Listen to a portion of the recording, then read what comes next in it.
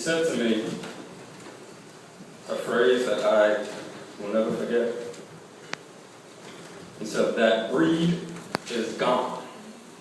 That breed is gone. We were not talking about dogs or horses or animals. We were talking about dry cleaners.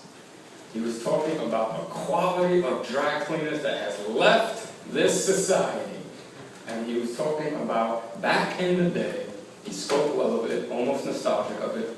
A friend of mine who's older than me and who blesses me with gems of wisdom here and there, he said this line, and I'll never forget it, that breed is gone. What type of breed? And he told me. There was a dry cleaners. And this man was so thorough with dry cleaning that when you gave your suit to him, he was an old Italian man, that when you gave your suit to him, he would unsew the buttons on the suit so that you could wash it thoroughly. And when done washing it thoroughly, he would sew the buttons back. This was no 24 hours dry cleaners. You had to get your suit there for a few days. But he was so thorough about cleaning your suit that when you picked it up, there was the tissue inside. And my friend said to me, one time he made the mistake of grabbing the fresh, clean suit and folding it in front of the man as he was going out. And the man yelled at him and said, "Don't do that! Don't ruin the suit! I cleaned it, I worked on it, I labored on it, I love your suit. Do not fold the suit in front of me. Don't commit that sin. Take care of your suit." The man was so invested in his craft and being excellent at his job that he cared for the suit as if it was his own. In fact, he taught my friend how to care for his own suit. That breed is gone. Dry cleaners aren't like that anymore.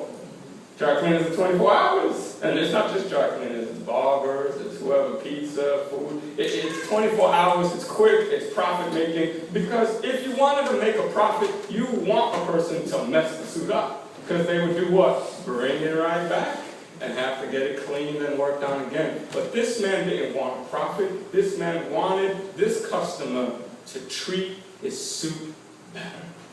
Why? Because he cared so much about his craft that his craft taught his customer how to care for his clothes. Craftsmanship, pride, and praise of pride. I don't mean the bad pride that kicks Satan out of heaven. I don't mean the pride that you don't listen to nobody, especially when they give advice. I can do this, me, myself, and I don't need you. I can do it on my own. Not that pride. I mean the pride that you are invested in the quality of something being done well. Not because you want to be praised, but because you want it to bless someone else's life. You are invested in doing things well and caring for how the quality of something is. It may be a making of a pizza, but you take pride in making the pizza as well as possible so that someone can enjoy it. I had another friend of mine, this one was much younger, and she was in culinary school, and the teacher, she had a teacher teaching her about, I don't know what class it was, but this was a very passionate teacher. He loves to teach about cooking, and he stands up in the middle of the classroom, and he screams at the students, and he says, "If you don't take pride in your hamburger, no one else will.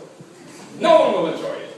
Take pride even in making a hamburger." I mean, he was yelling at them, and they didn't do anything wrong. They just got there. But he was talking about not bad pride, but care.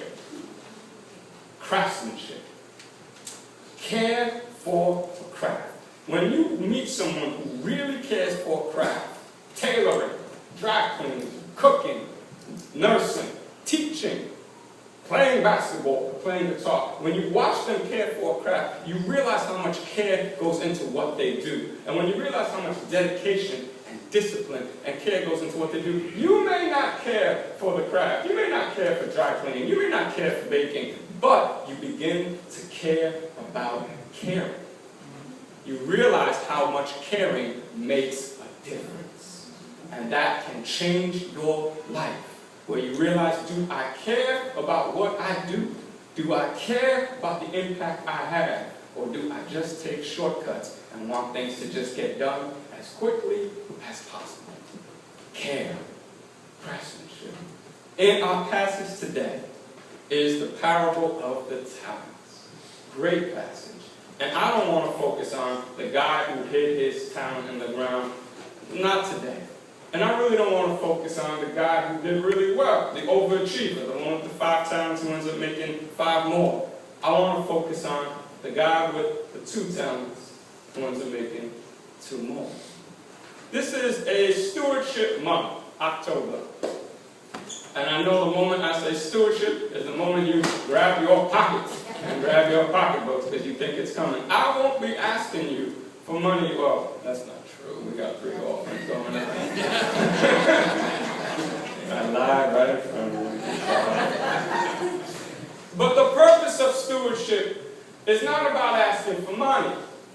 The purpose of stewardship, as I heard in a wonderful workshop, is it's about cultivating a relationship with God where you want to contribute and give your time and your gifts and your money when you can. It's about developing a care for the work of God. It's about becoming a good craftsman as a Christian. It's about realizing that Jesus is not just our Savior, but Jesus is our teacher. And as a teacher, we belong to a craftsmanship. We belong to a guild, a tradition. And the tradition is what Jesus teaches us. He gives us his code. And so we are all covenanted together. We are all in agreement together to work together to be and to follow what Jesus teaches us. Because we want to honor the work of Jesus through the work we do and to do it as well as possible. Stewardship is not about just giving money. Stewardship is about developing care for the gospel of Jesus, developing care for the work of the church. You want the church's work to do well.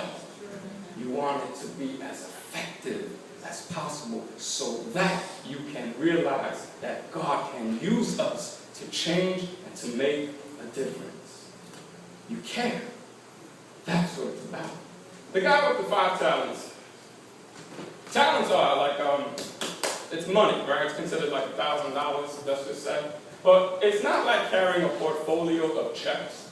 Let's say you have a portfolio full of all these checks with a lot of money. That is easy to walk around with. You have your portfolio and you walk around like this, no stress, no pressure. Talents was like carrying literally a duffel bag of dollars. Or, if you want, coins. So imagine carrying $1,000 of coins.